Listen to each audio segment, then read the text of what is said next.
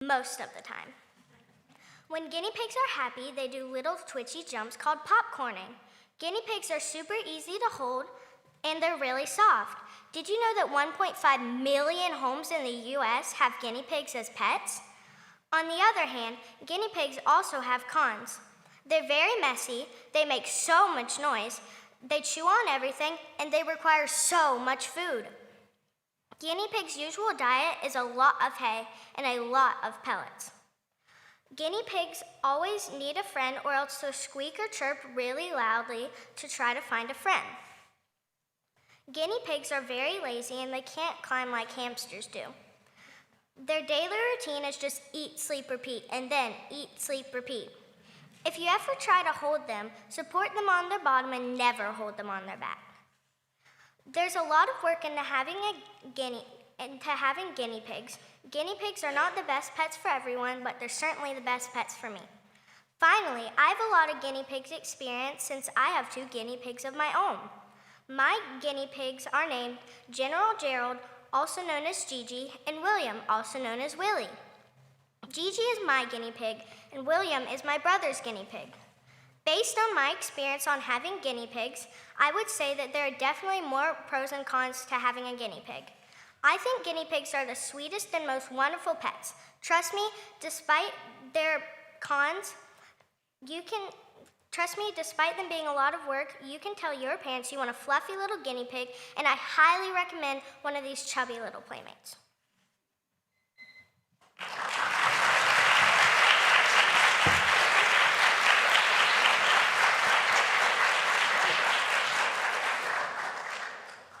Tell us why we should never put a guinea pig on its back.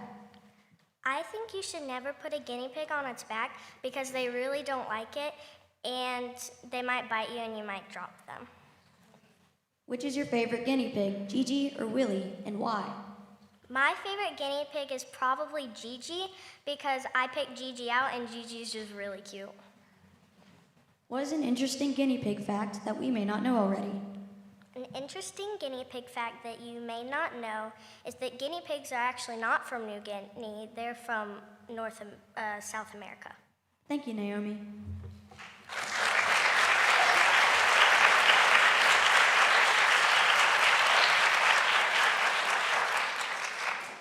Next, we have Elijah McGowan, and his speech is titled, My 11th Birthday Trip to Destin.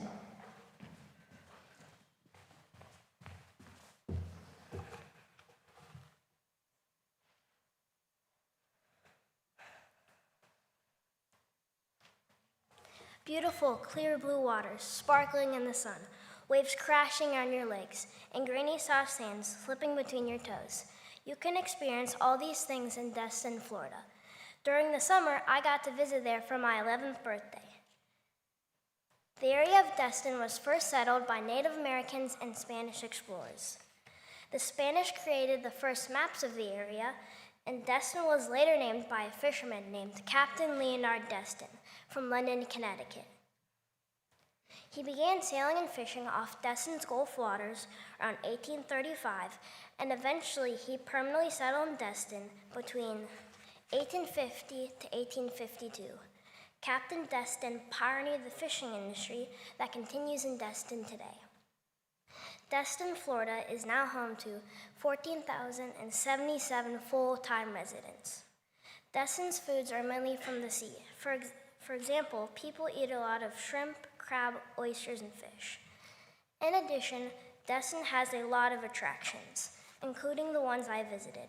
The first one me and my family visited was Gator Park. Gator Park has a gift shop, restaurant, reptile museum, and a gator feeding center. Next to Gator Park is Fat Daddy's Arcade. Fat Daddy's has claw machines, prizes, combat arcade games, and more. The next location we visited is McGuire's, an Irish pub restaurant that is 4 stories tall and has a total of $1 million $1 bills attached to the walls and ceiling. I ordered a mac and cheese steak burger like my dad, and my mom ordered fish and chips with a side of calamari. We also visited a popular place called the Destin Boardwalk. The boardwalk has food vendors, shopping stores, and family activities. Finally, we went on the Destin boat tour. On our tour, we saw multiple bottlenose dolphins that use echolocation to communicate with each other and are very friendly to humans. Then we visited a sunken island called Crab Island that has thousands of crabs. Then we stopped and went shelling and found beautiful, stunning, and colorful shells. As you can tell, Destin, Florida has unique history, wildlife, and attractions.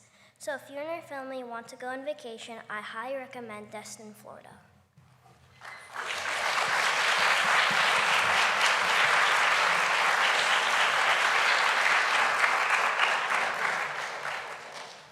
This sounds like a very fun birthday trip. What was your favorite activity in Destin? My favorite activity in Destin would probably be the boat tour because we got to see bottlenose dolphins, got to visit a sunken island, and got to go shelling with snorkels. If you could plan another birthday trip anywhere in our state, where would you go? If I could plan another birthday trip anywhere in our state, I would want to go to Orlando so I could visit Universal Studios, Disney World, and SeaWorld. Those places sound very fun to me. Thank you, Elijah.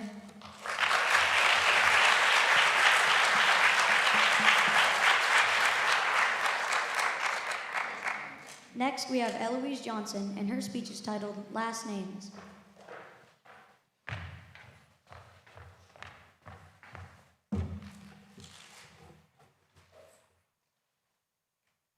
WOLFEUSCHLEGERDORF.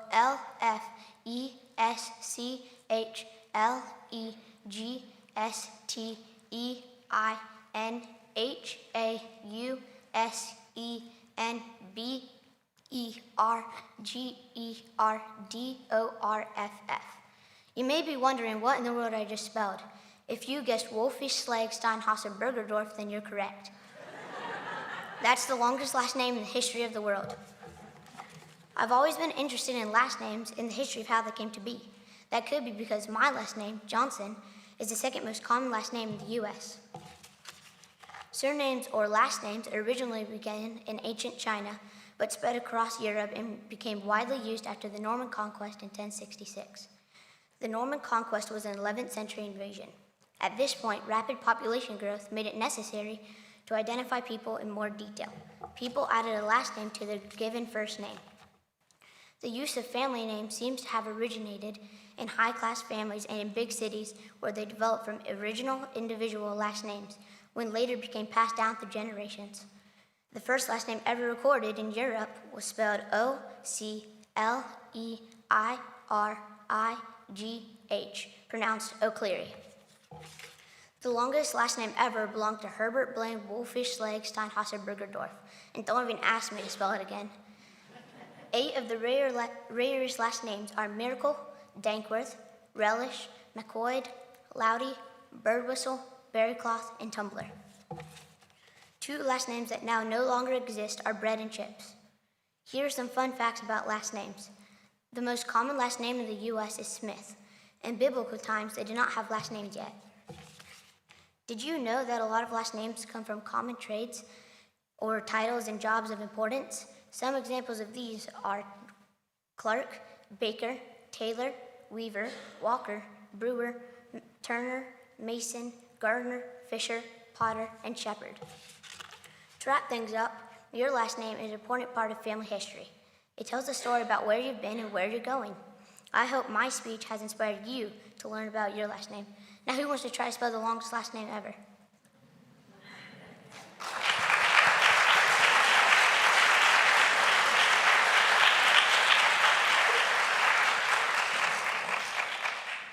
Which last name, fact, or origin story surprised you the most as you researched this topic? The last name fact or origin story that surprised me the most as I researched this topic would probably be that you have to be at least 18 to change your last name. Did you learn anything interesting about your own last name while preparing your speech? While preparing my speech, I learned that the last name Johnson comes from the son of John. Thank you, Eloise.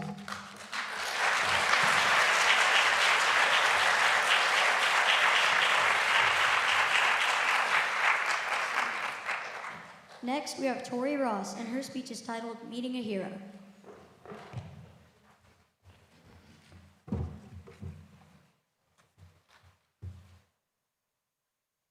Yankee baseball has always been a great legacy in sports history. From Babe Ruth, one of the greatest baseball players of all time, to Derek Jeter, a first-round Hall of Fame player, to now with Aaron Judge. Baseball in the Bronx has been a special place for Yankee fans for too many years to imagine. But baseball and the Yankees stole my heart even more the day I met Aaron Judge. Aaron Judge was born in Sacramento, California, and was adopted the day after he was born. He was adopted by Patty and Wayne Judge, who both worked as teachers in Linden, California. Aaron Judge also played 3 sports: football, basketball, and baseball. He was one of the best athletes in his school. Aaron Judge was so humble about his talent and never liked to brag to his friends, but let his hard work say everything. It all started in the fall of 2024 when my sister, Demi Ross, got to go to the World Series at Yankee Stadium. My mom took a video of my sister finding out she was going to the game and giving her her first Aaron Judge jersey. After my mom posted the video, the next thing we knew, it had around 1 million views and likes. The video didn't just catch the attention of others, but it caught the attention of the owners of the Yankees, Mr. George and Mrs. Philippa Steinbrenner, and we have been best friends ever since. Mr. George and Mrs. Philippa have let us spend time with them at games, and when we decided to go to New York City for my very first Yankee game, they made it more special than ever. But getting to New York was a madhouse. Our flight was delayed, and when we finally got on it, we had to run across the airport to catch the next one. It was crazy. But once we got to New York, it was all worth it. On the second day, it was time to go to the game. And let me tell you, I was pumped. We got to the stadium and found out we had field passes by our best friend, Mrs. Philippa. Me and my family got to go onto the field and see the players practicing. And then, when me and my sister saw the very tall Aaron Judge, we about fell over. But then, the unthinkable happened. He walked over to us, signed his rookie card, a baseball, and smiled and talked to us the whole time. But what really shocked us was when he took off his batting gloves and gave them to me and my sister. He made us feel like the only people on that field. It's a few months later, and I think we're still in shock. Meeting Aaron Judge is something I'll remember my whole life. It was amazing to me, an athlete I have watched on TV for so long. But what was even more special was this kind and very tall person that made me feel like I was the only person he was talking to. Like Joe DiMaggio said, I want to thank the good Lord for making me a Yankee, and I'm glad he made Aaron Judge one too.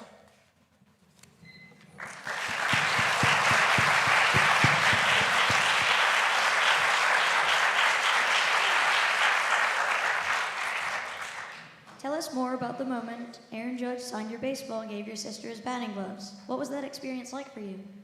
That experience for me was pretty amazing. He took time just to talk to me and my sister. As he signed everything, it was just so kind to us. What do you admire most about Aaron Judge? What I admire most about Aaron Judge is he's kind and has a good heart towards God, and he makes everyone feel like an equal. Plus, his height is 6'7". Thank you, Tori.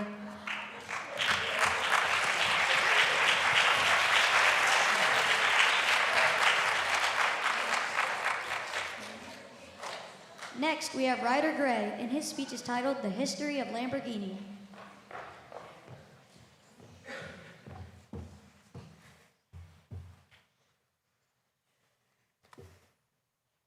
The light turns green. The Lambo roars to life. You all have probably heard of a supercar. A supercar is a mix of a luxury car and a sports car, like a Ferrari, Bugatti, Porsche, or McLaren. You all have probably also heard of Lamborghini, but have you ever really heard of the history of Lamborghini? Lamborghini took part in the 2020 Rolex 24 at Daytona Endurance Race in Daytona Beach, Florida. In fact, the Lamborghini Huracan set a world record for a half-mile run, reaching the top speed of 259.67 miles per hour. Top speed of an average car is only 120 miles per hour. The Lamborghini logo is gold and black, with Ferruccio Lamborghini's zodiac sign, Taurus, the bull, which represents power, speed, and dominance. At the top of the logo runs the last name of the Lamborghini family. The logo's gold is to represent luxury. The background is black to represent power and status. Along with speed, the Lamborghini is one of the most luxurious cars in the world. And since a Lamborghini has speed and luxury, it makes it a supercar. This beast of a car has many models, including the Lamborghini Aventador, Murcielago, Huracan, Centenario, and Urus, which is our SUV. Ferruccio Lamborghini was born on April 28, 1916, on a farm just outside of Cento, Italy. As a child, young Ferruccio loved to see how a watch's gears and springs worked. So when his family got their family tractor, he was thrilled. Almost every day, he would sneak into the family barn so he could take apart and put together the family tractor so he could see how it worked. He had 4 siblings. He was the oldest of 5 sons. When he grew up, he started making a Lamborghini tractor. And to this day, Ferruccio's tractor company, Lamborghini Trattori, still makes tractors. When Ferruccio started making more money, he treated himself to get a Ferrari. But when he went to the dealership, the Ferrari dealers thought that he was too dirty to get such a fancy car. Some people have also said that the dealers did not think he had enough money. Ferruccio was furious, so he decided to make his own sports car. If the Ferrari dealers knew he would be so successful, they probably would have shown more respect, but instead, they just laughed. Ferruccio had 2 children, Tonino and Patrizia. Tonino is also a very successful businessman, just like his father. At this point, you can tell that a Lamborghini would not come cheap. They can cost from $900,000 to $15 million. So I have a challenge for you. When you're driving from place to place, keep an eye out for a shiny, fast, and loud beast.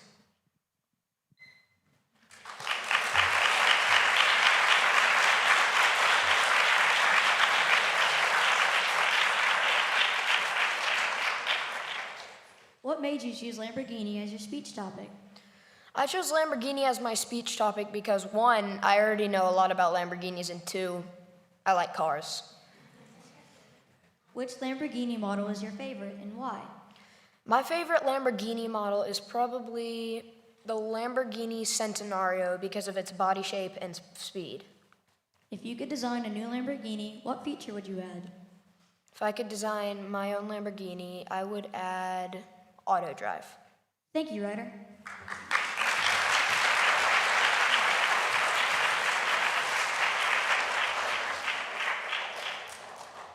Next, we have Atticus Cockrem, and his speech is titled, My Adventure in the UK with 3 Brothers.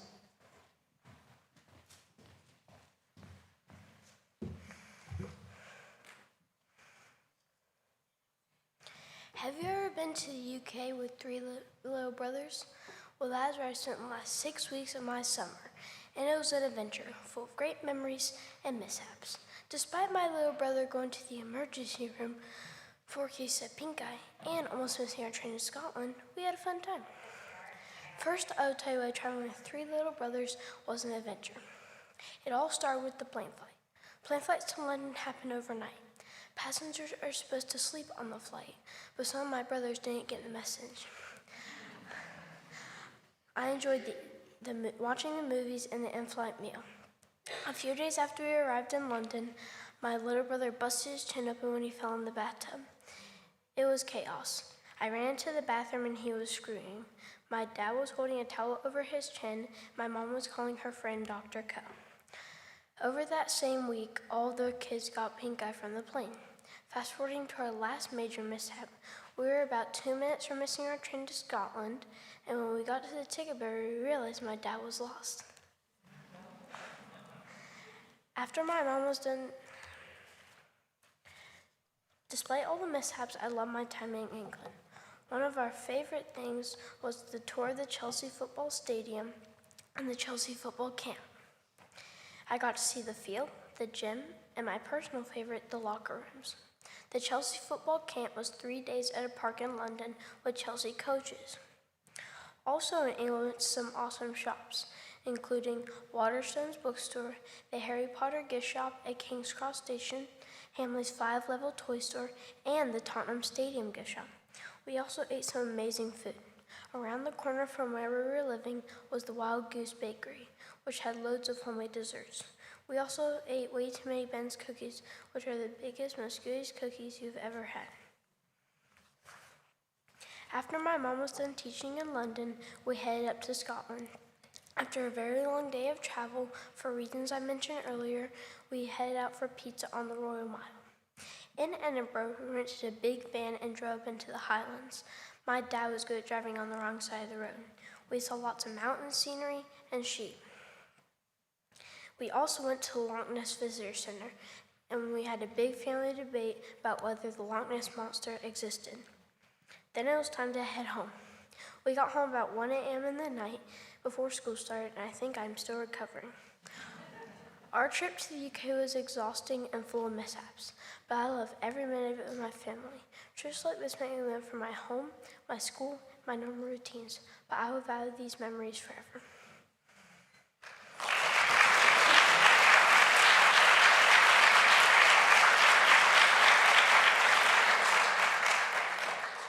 What brought your family to the UK for 6 weeks? My mom was teaching a class for FSU London, and then we headed up for a vacation in Scotland. What do you miss most about the UK? If I had to choose one thing, I think it would be that we had an adventure every single day. While you were in the UK, did you miss anything about the US? Yes, I missed the air conditioning, having a car, family and friends, pets. Thank you, Atticus.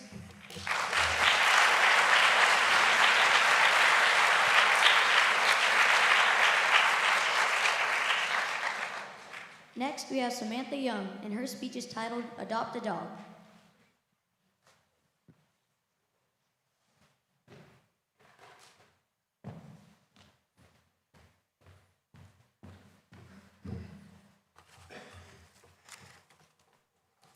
Imagine sitting alone in a dark cage, hoping that someone will adopt you, but at the same time scared that today is the day that you've been in here too long and are going to die.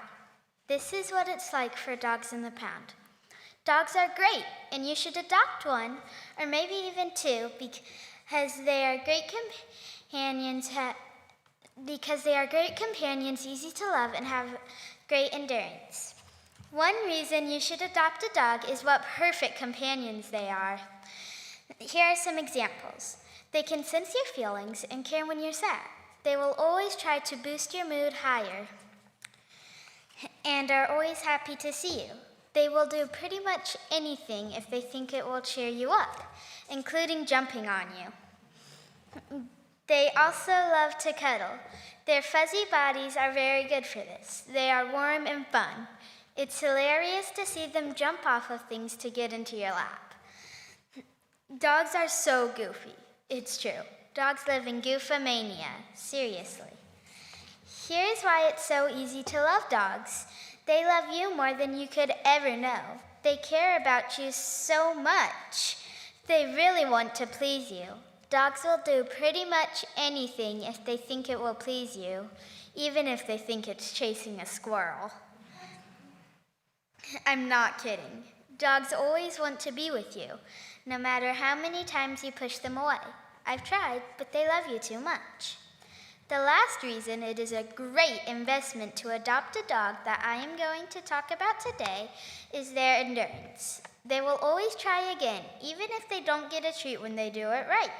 Whatever they have to do, they will endure through it, even if they won't like it, like going on a daily run with you or being kennelled when you eat. It's truly amazing to see. But as soon as you start acting like you don't like whatever they are doing, they will stop. It doesn't matter if they like it, like chewing on a dog bone or running around the yard willy-nilly.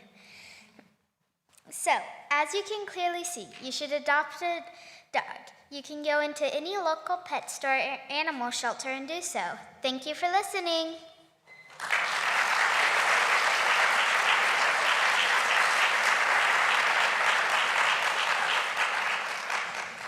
If you could adopt any dog today, what kind would you choose and why? If I could adopt any dog, I would probably choose a German-bred Rottweiler because I already have one at home and they have big pumpkin heads and are super goofy. What do you think is the most important responsibility someone should be prepared for before adopting a dog? I think that the most important responsibility someone should be prepared for before adopting a dog is that they have to go outside a lot. Thank you, Samantha.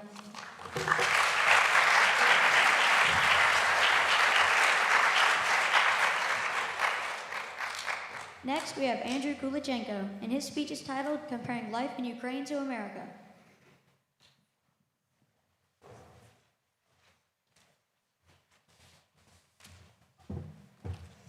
Life in Ukraine is very different from life in America, and I know that's because I've lived in both. I ended up in the US 3 years ago. Why, you will ask? 2 reasons. My family had to flee from the war, and my dad was offered a job at Maglab at FSU. Since I came to the US, I've been noticing a lot of differences, and I would like to share some with you. First, food. Food in Ukraine is amazing and very yummy. Ukrainian people usually cook from scratch.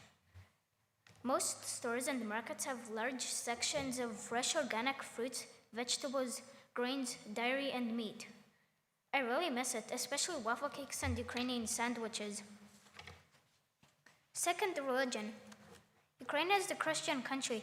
Christianity has been in Ukraine over 1,000 years. Most Christians in Ukraine are Orthodox. They have beautiful churches with golden domes.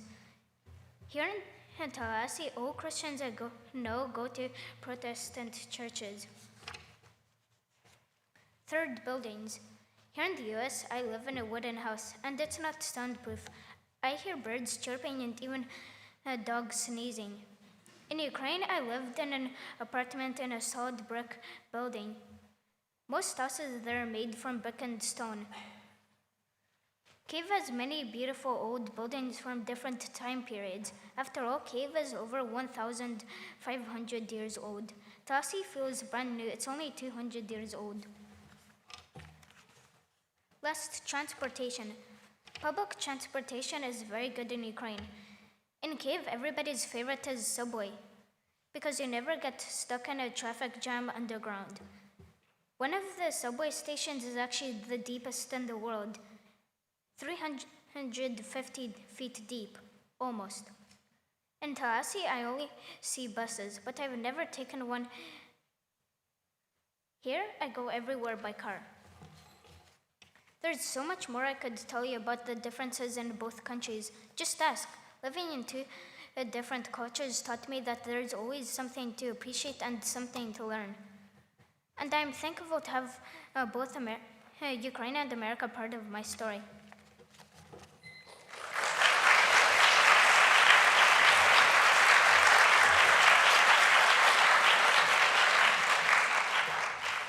Thank you for sharing your experience. Is there a special tradition or memory from Ukraine that you hope to continue while living in the U.S.? In Ukraine, there's a tradition when children go from house to house on the New Year's Eve, sing songs of blessings, and get candy as a reward. I hope my Ukrainian community will do this. Has it been difficult to learn a new language? I grew up learning 2 languages, Ukrainian and English. I don't really remember learning English or Ukraine. I probably learned English from watching movies in English. Before I came to the US, I came to Germany and I only learned like 3 words. Thank you, Andrew.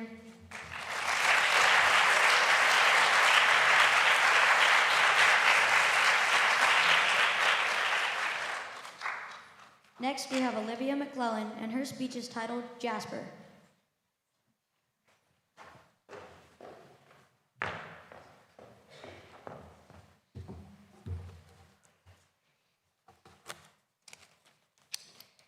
Have you ever wondered what it'd be like to climb up trees that are taller than your house or to go on new adventures every day? I know somebody who does that all the time, my cat, Jasper. Jasper goes on a lot of adventures. He loves to climb and go as high as he can. One day, he climbed to the top of our oak tree, so high I could barely see him. When I saw him up there, I was thinking of ways to get him down and remembered how much he loved to eat. I grabbed his food bowl and down he came. One of Jasper's favorite places is our treehouse. He even climbs to the roof. You can always tell when he's been up there because he leaves. Oh, he also loves to sleep in my dad's truck. You can always tell when he's been up there because he leaves footprints all over the windshield. Jasper doesn't always go on adventures alone, though. He has some animal friends that sometimes choose to accompany him. Oreo, my other cat, sometimes follows him. Jasper will follow Oreo on her adventures, too. Jasper's favorite animal is Charlie, my dachshund. Charlie and Jasper love to wrestle. Sometimes they end up covered in dirt and leaves. This means Jasper has to get a bath, and Jasper hates baths. It's usually a wrestling match to keep him in the tub. He usually gets me back by soaking me and the floor. Baths aren't always a bad thing, though, because after he's done, I dress him up in my doll's clothes. Then he falls asleep with me in my beanbag chair. He's so cuddly and sweet when he's asleep.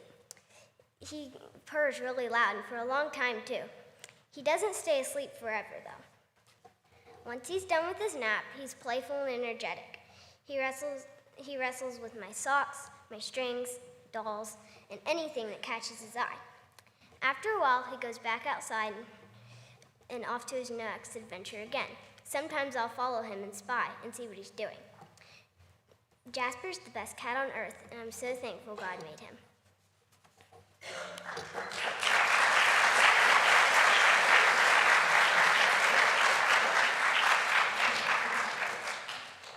How old is Jasper? Well, he was born in late April, so about 6 months. What is your favorite memory of or with Jasper? My favorite memory is probably when he climbed the Christmas tree, because it was cute, funny, and chaotic at the same time. Thank you, Olivia.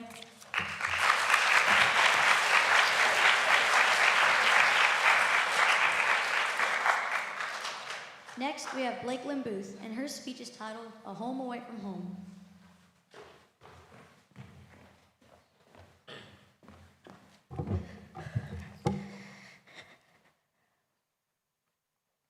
Do you have a place that you're always excited to go? Somewhere special that makes you feel pumped? Somewhere you would call a home away from home?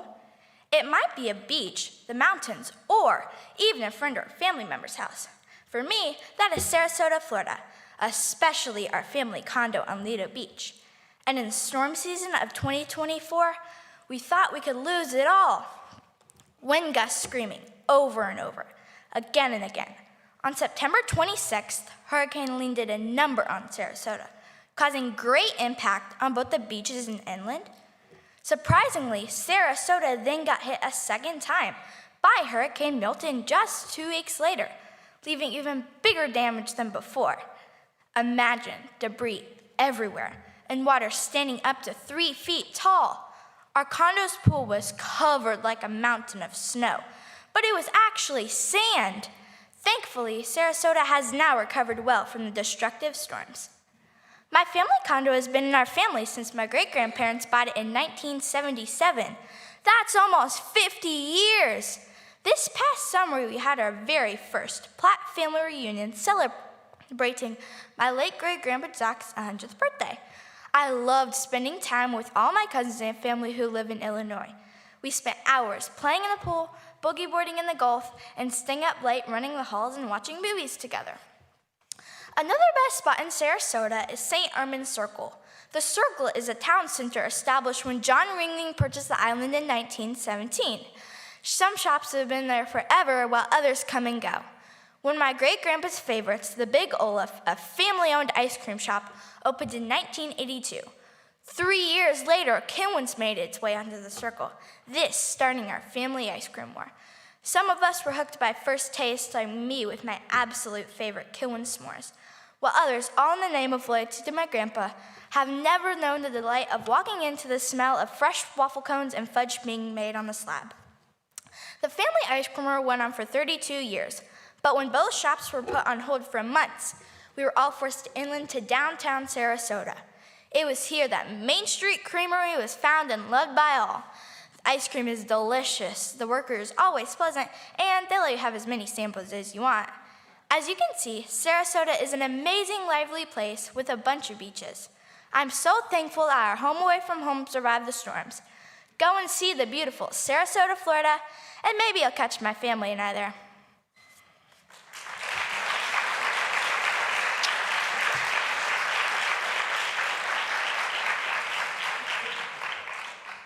If someone had never visited Sarasota, what would you tell them to do first upon their arrival? If somebody had never visited Sarasota, I would instruct them to go to St. Armand's Circle. That way, because St. Armand's Circle has many opportunities, whether you want to shop or eat or just walk around. And then after that, I would tell them to go to Lido Beach. Is there a fun or special memory from your family reunion that you could share with us? A fun, special memory that I would love to share with you guys would be after our big family dinner, we all decided to go out onto the beach, and all the cousins lined up, and we were all holding hands in our clothes, and then they took pictures, but all the parents stayed back, and then all the cousins ended up jumping in the water and getting soaking wet in our clothes. Thank you, Blakeland.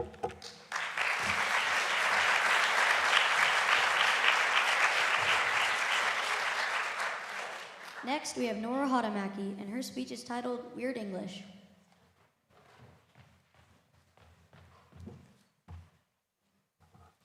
E-N-U, wait, no. E-N-O-U, Oh, hi. I was just practicing for my spelling test. Have you ever thought about how weird the English language is? It breaks many of its own rules. The word I was trying to spell earlier, enough, has a GH making an F sound. What's up with that? Have you ever noticed that the O-U-G-H sound isn't just one sound? It can be pronounced in many different ways. Think about it.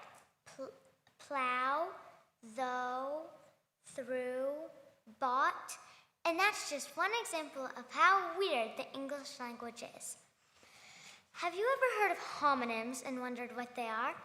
Well, they can actually be two things, homophones or homographs. Homophones are words that sound the same but are spelled differently, like meat and meat or horse and horse.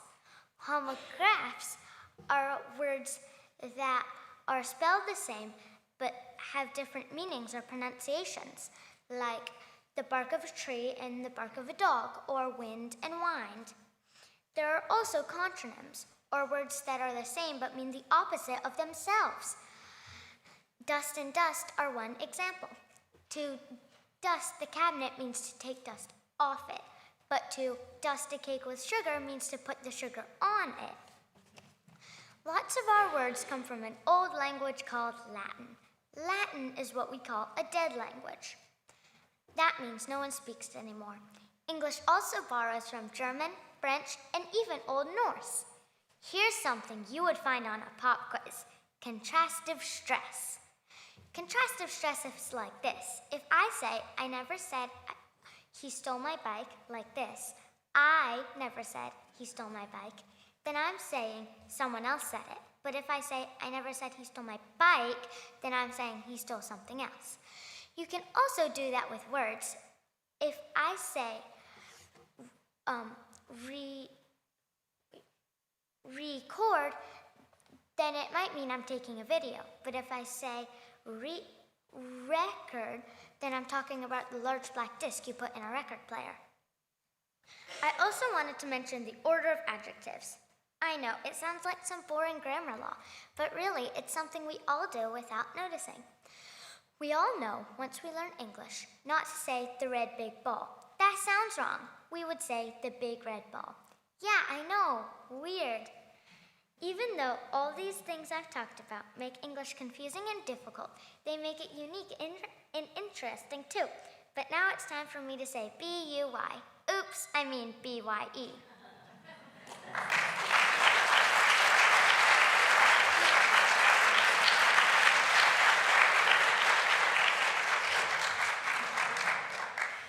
What part of English do you think is the weirdest and why?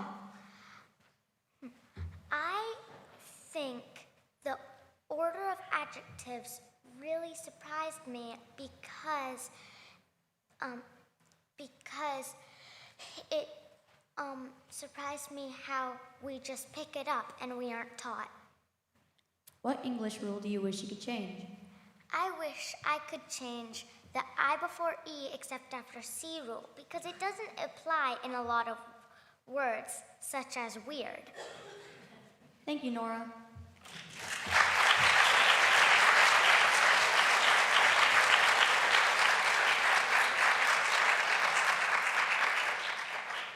Last, for the elementary division, we have Madeline and Sarah, and her speech is titled, One Secret Ingredient for a Healthier Brain.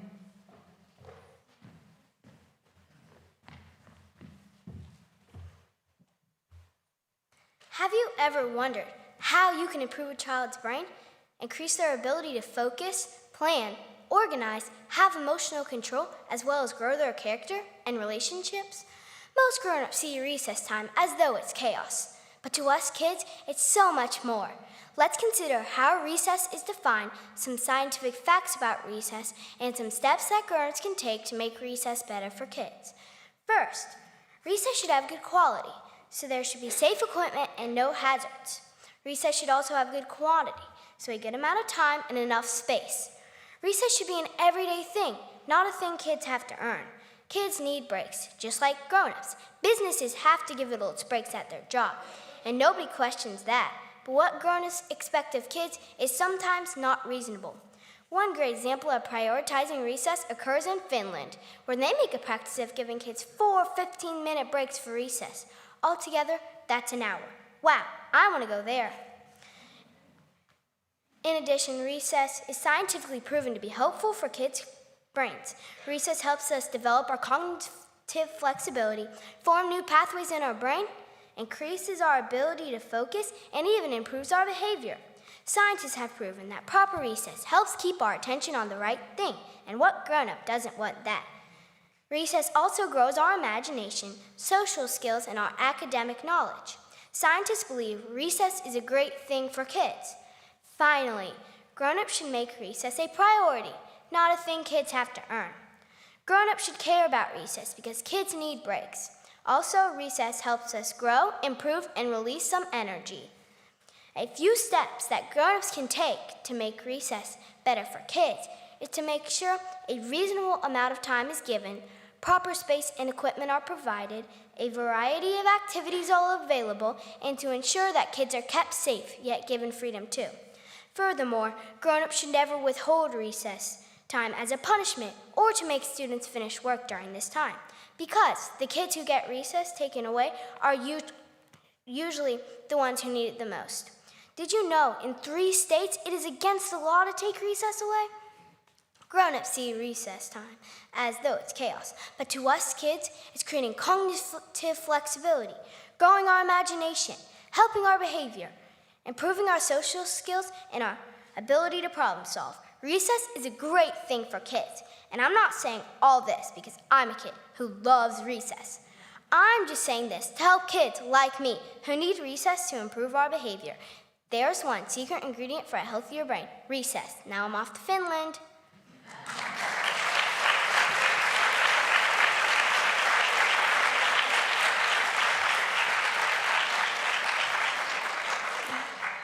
What would you say is a reasonable amount of recess time for, let's say, a 5th grader at CCS? I would say a reasonable amount of time for a 5th grader at CCS would be 4 hours. Just kidding. At the least 30 minutes. Your mom is a 5th grade teacher. Have you ever tried convincing her to give you and your classmates a longer recess time? Yes, I have tried convincing her to give me and my classmates a longer recess time, but she says that's above her pay grade. Thank you, Madeline.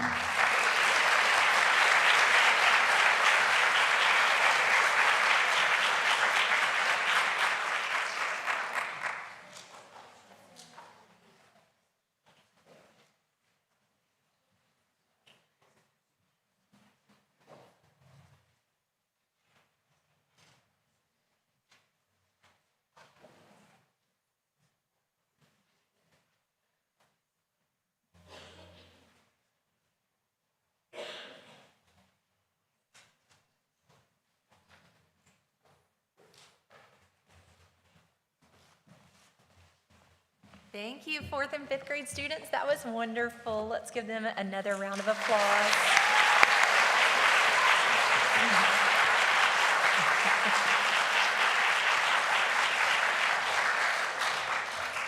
You will notice on your program that we will have an intermission at this time while the judges confer.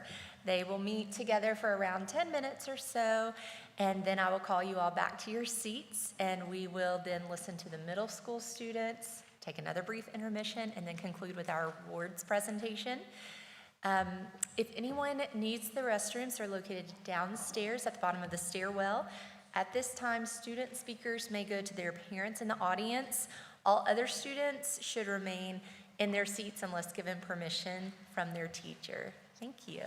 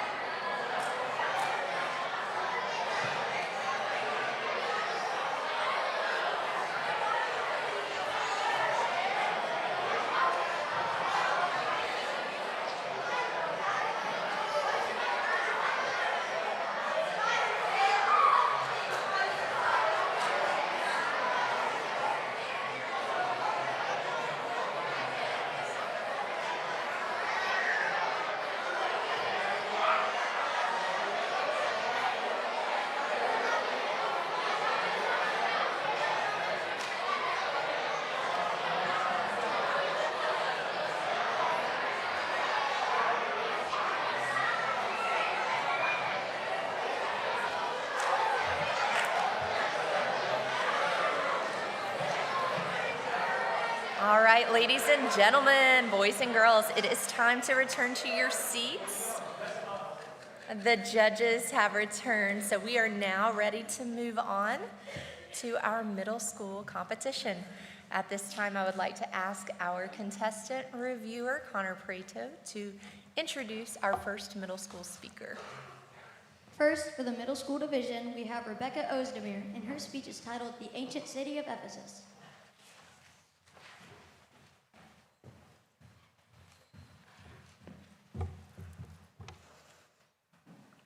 If you have ever read the book of Ephesians in the New Testament, you probably know about Ephesus. The ancient city of Ephesus was located in modern-day Turkey with so much history behind it.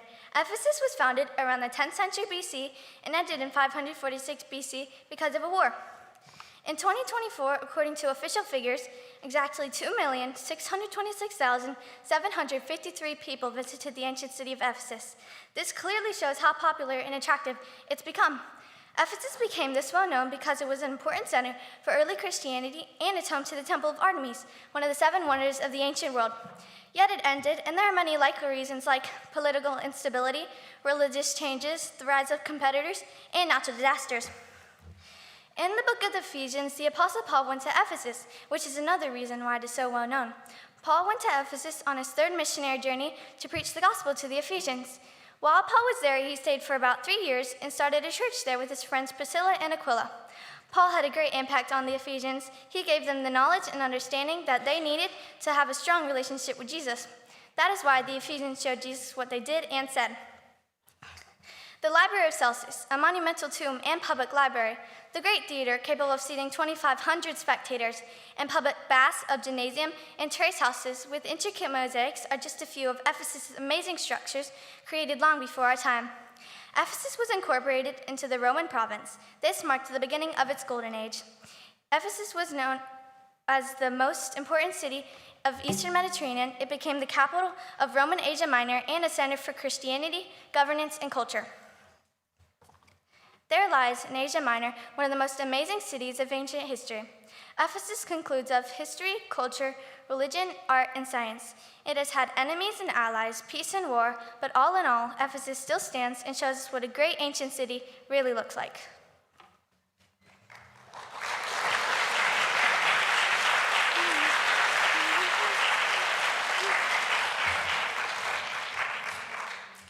What inspired your speech topic? Well, over the summer, me and my family went to Turkey to visit my other family, and we visited Ephesus, and it was like really great, and I saw like so many amazing structures, and it was like really interesting to me. Which wonder or landmark of ancient Ephesus stood out to you the most during your research? A wonder or landmark that stood out to me the most during my research was the Temple of Artemis. It was so beautiful when I got to see it, and it was just like, it was very old, but it was nice. Thank you, Rebecca.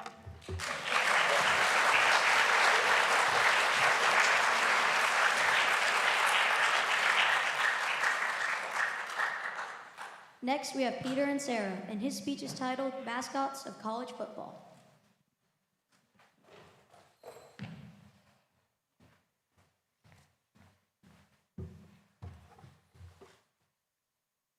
Touchdown! That was a 59-yard rushing TD. And am I seeing that correctly? Is that the duck hitting the gritty in the end zone? The duck is going wild in the end zone, hyping up the crowd. The crowd goes wild. Mascots are really fun to watch celebrate and cheer on their team.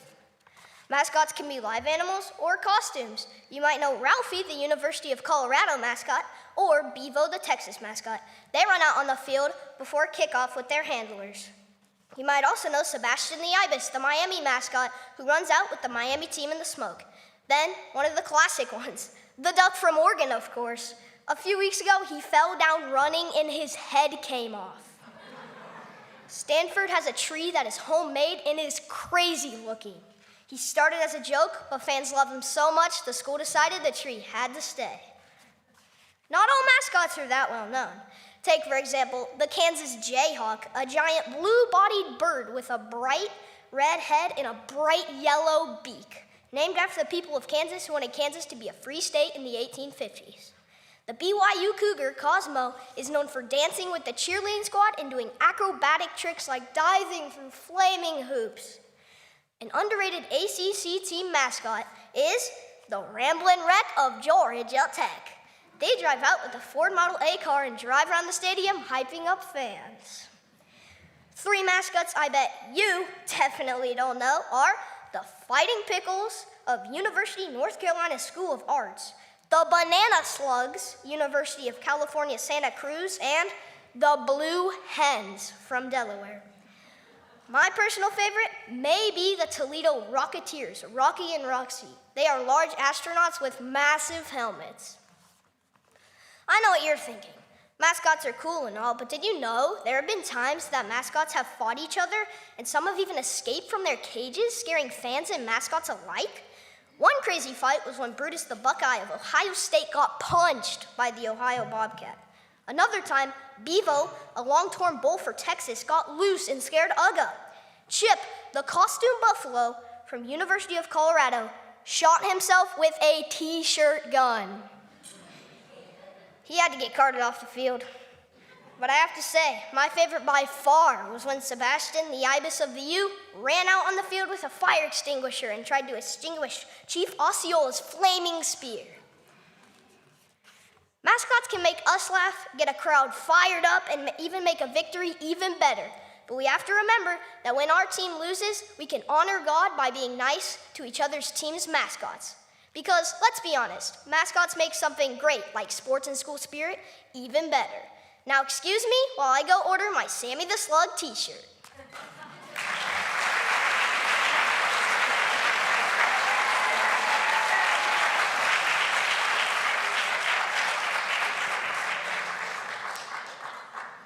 This is a unique speech topic. What made you interested in learning about unusual mascots?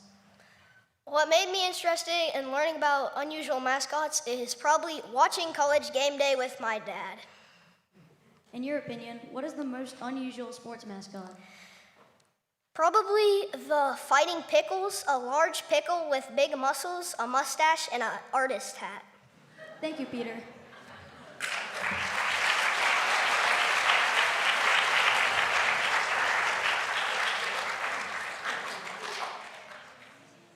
Next, we have Adeline Stevens, and her speech is titled Historical Heists of the Louvre.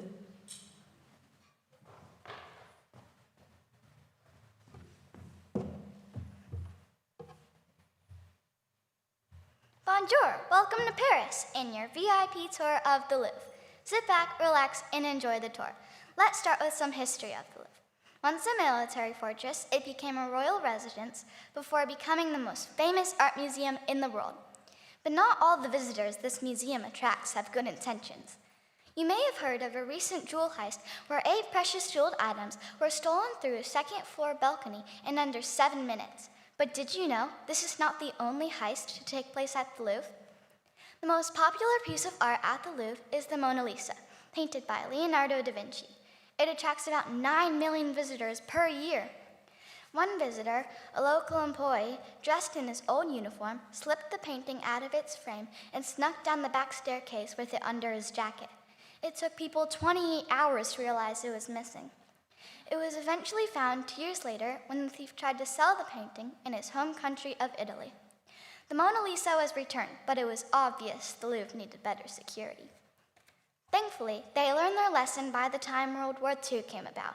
Expecting the invading Nazis to loot the precious works of art, the museum director and other French citizens spent 3 days packaging the art into over 1,800 crates to hide along the French countryside. When the Nazis arrived, the Louvre was nearly empty.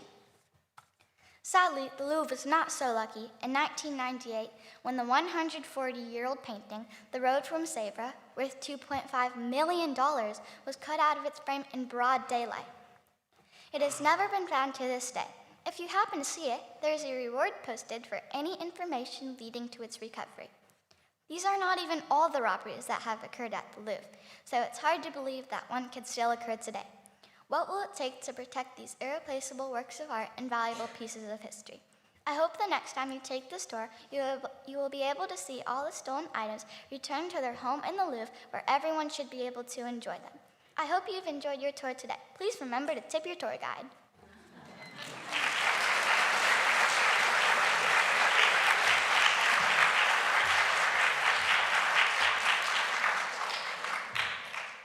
What was the most shocking or surprising heist you learned in your research?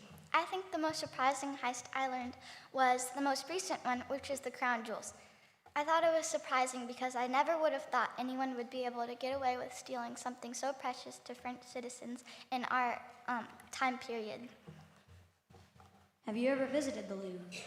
I have not visited the Louvre, but I'm planning a trip to Paris on my 16th birthday, and I will most definitely visit the Louvre. Thank you, Adeline.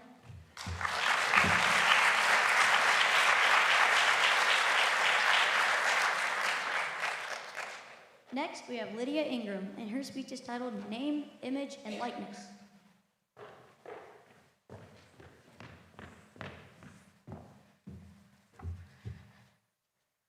Name, image, and likeness.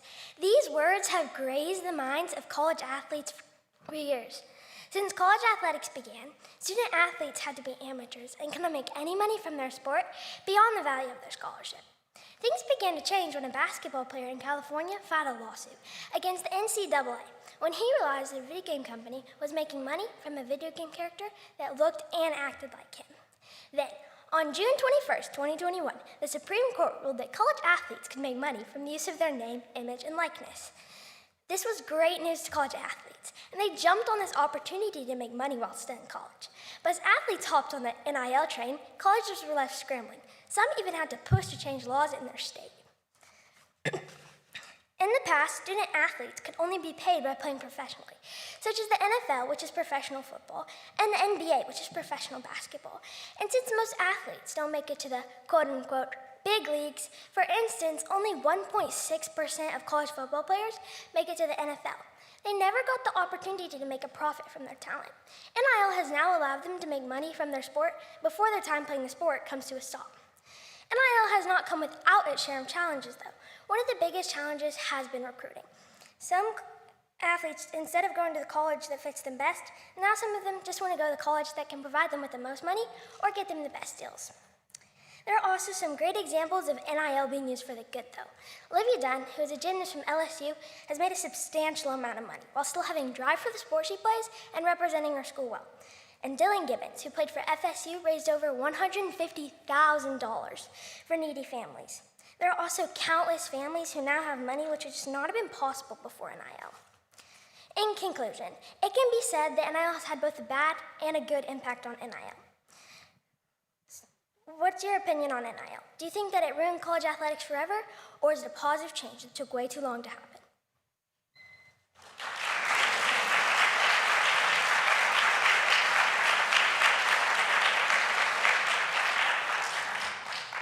Since you ended your speech with a question for the audience, I'll toss it right back to you. What is your opinion of the NIL? My opinion on NIL is that there's nothing wrong with college athletes making money from the use of their name, image, and likeness, but there does need to be some rules and boundaries set. What made you interested in choosing NIL as your speech topic? Well, I'm pretty invested in volleyball, and I'm a student athlete myself, and I was wondering if I can play in college and make money from it too. So I searched up NIL and found a documentary to watch about it, and it was pretty interesting. Thank you, Lydia.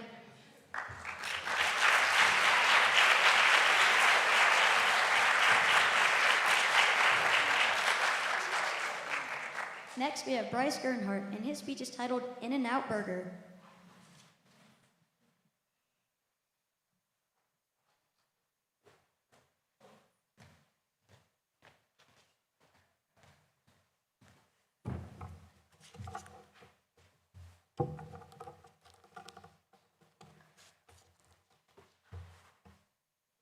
The choice is yours. You're either a Flying Dutchman, a double-double, animal style, or a protein style.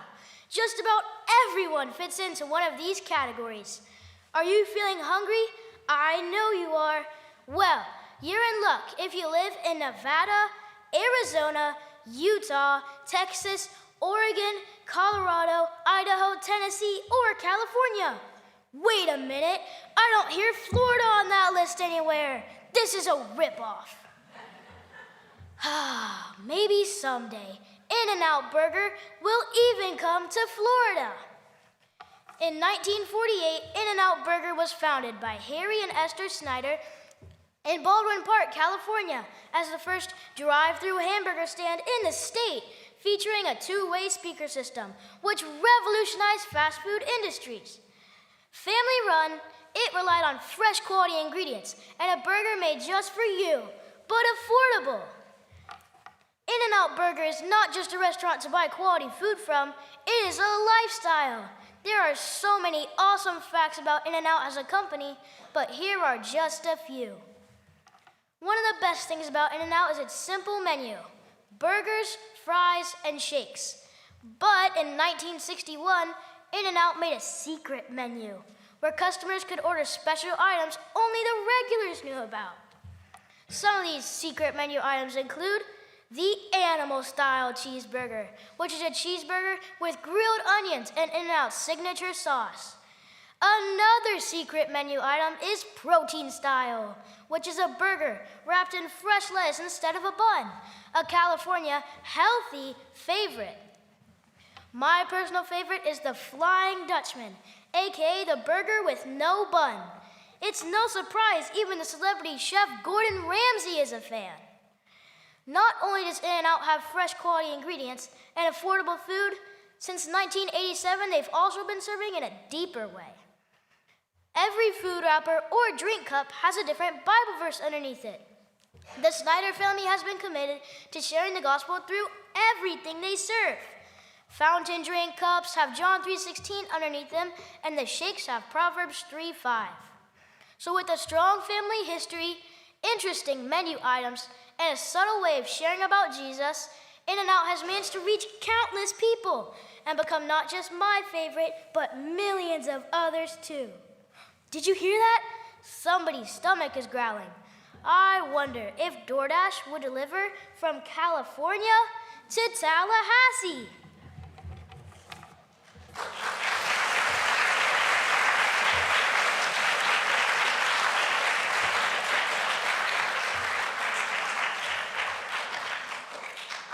Since there's no In-N-Out in Tallahassee, where would the closest one be? The closest In-N-Out to Tallahassee would probably be in Texas, but they are about to open 3 new locations in Tennessee before the end of the year. What is your favorite In-N-Out menu item? My favorite In-N-Out menu item would have to be the milkshakes, because they come from real ice cream and you can order secret combinations. Thank you, Bryce.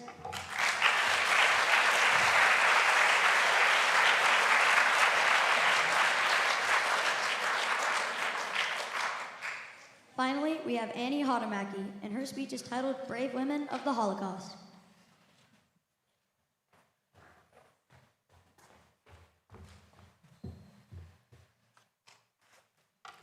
The Holocaust was one of the most terrible events in history. Millions were killed or put in concentration camps, but some were brave enough to stand up to authorities. Some of the bravest were women and children. Anne Frank was a young child when the Holocaust started. At first, not much changed in her life, but soon many changes were made. Anne couldn't go to school. She had to be home by 8 p.m. every night. And she had to wear a star-shaped patch on all of her clothes with the word Jew on it. One day, her family got a letter. Anne's older sister Margot was being sent to a concentration camp. Her family immediately went into hiding. They called their hideout the Secret Annex. It was in her father's office. During this time, Anne's only comfort was her diary, which she called Kitty. It was a gift from her parents. It has survived all these years and is now a very famous book. Sadly, one of the office workers gave them away to the Nazis. They were sent to a camp called Westerbrook, where her mother died. Anne and her sister was transported to another camp, where sadly, they died just before the camp was liberated. Their father, Otto, was the only survivor. Corrie ten Boom lived with her father, Casper, and her sisters, Nolly and Betsy, in a clock shop that was called the Bayet. When the Holocaust started, Corrie and her family took in 4 Jews and 2 Dutch people and hid them so that the Nazis wouldn't take them away. Corrie had a secret room built called the Secret Annex in case the Nazis came, and they did. They found out that she and her family were hiding Jews, and they were taken to concentration camps, where her father and sister Betsy died. The secret room was so well hidden that the Nazis never found it. However, there was one Dutch police officer who knew about the hideout and freed all of the people inside. Years later, Corey was able to turn one of the concentration camps into a recovery home for other former prisoners. Irina Sendler's father died when she was just 7 years old, but she always remembered his words. "When someone is drowning, give him your hand," he had said. During the Holocaust, Irina talked to the parents of young Jewish children, asking if she could smuggle their children out. Once they were out of the ghetto, a fenced-in, guarded area where the Jews were forced to live, she would find a foster home for the child. Eventually, she was found out and sent to a concentration camp. She was there for over 100 days. She was then going to be transported to another camp, but on the way to the truck that would take her, she fell. The German guard, seeing this, surprisingly set her free. After this, she continued working on behalf of the Jews until the Holocaust was over. These women were incredibly brave and strong. Their stories will continue to be told for generations to come.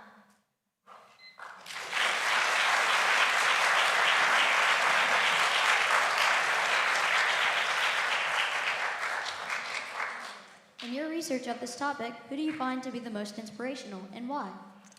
I think that Corrie ten Boom is the most inspirational to me because of her Christian faith. She took in Jews under risk of being arrested, and then when she was arrested, she survived multiple camps along with her sister Betsy until she died, and then she was able to turn one of those camps into a recovery home. Why do you think it's important to remember stories like these from history? I think it's important to know these stories so that you can know about the truth that has happened in history and know some of the details so that you can help prevent these things from happening again. Thank you, Annie.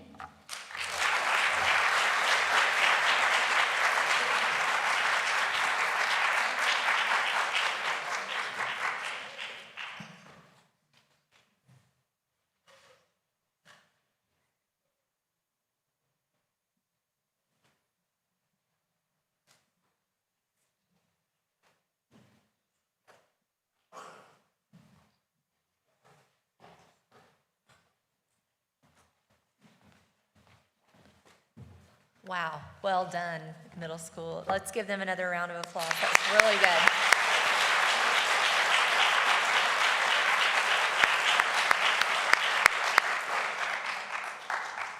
I was going to say, since this contest was shorter, the judges would need less time to confer, but I don't know. I am thankful I'm not a judge. That was really, really good. So we are going to take an intermission, and then when they have made their decisions, I'll call you guys back to your seat, and we'll move on with the awards presentation. Thank you.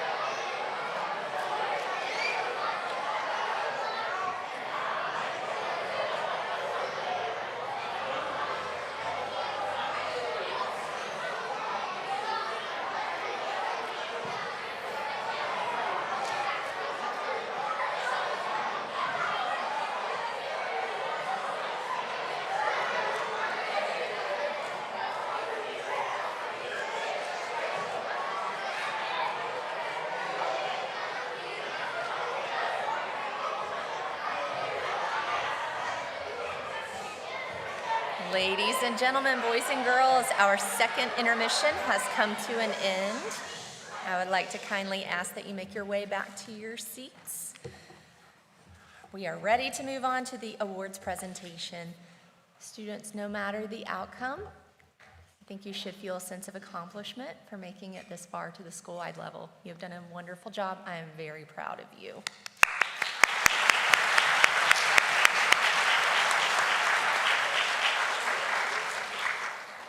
We are going to start with the elementary awards. Students, once your name is called, please remain on stage so that we can get photos at the end. For the elementary division, in third place, we have Madeline and Sarah.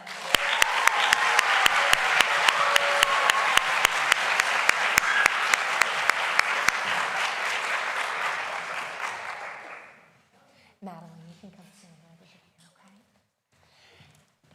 In second place, we have Blakeland Booth.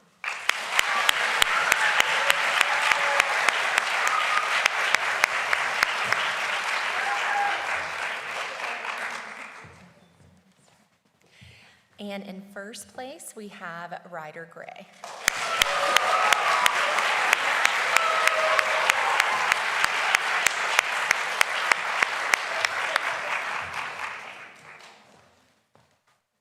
For the middle school division, in third place, we have Annie Hodamaki.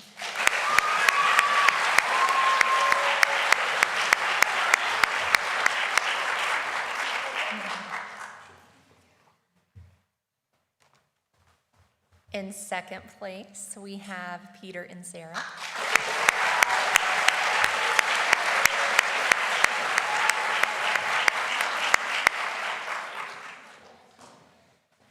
And in first place, we have Bryce Gernhardt.